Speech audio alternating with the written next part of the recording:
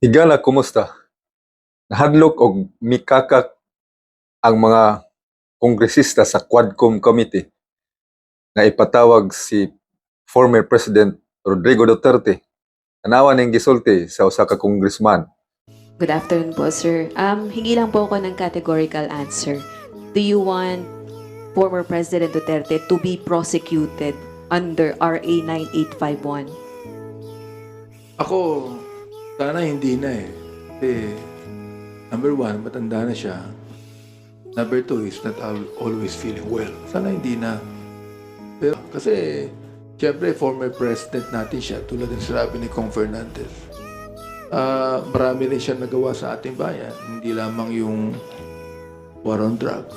I hope na hindi na po siya litisin. I hope na wala nang mag-prosecute sa kanya. Nikakak ug nitalaw ug niingon nga angayan nga dili na i-prosecute si Duterte sa iyang war on drugs.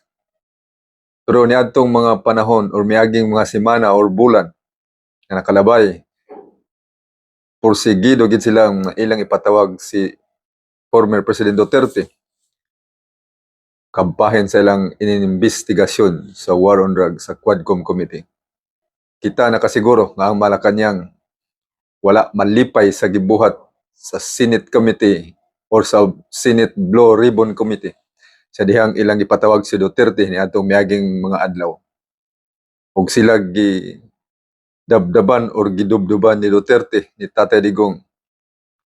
Ug ang Senate President nagkanayon, si Chis Escudero nagkanayon nga si Duterte is under oath. So angayan nga kadtong iyang mga gipamahayag mao'y gamiton aron isang-at na ang kaso sa ICC. Og si Ping Lacson usab mi pagawas og pamahayag nga ang Senate gi-overrun sa presidente, gi-overrun ni Digong ang Senate ug usa ra ka babae, usa ka membro ang nibato ka Duterte ug nibarog. Walay lain kung dili si Risa Hontiveros.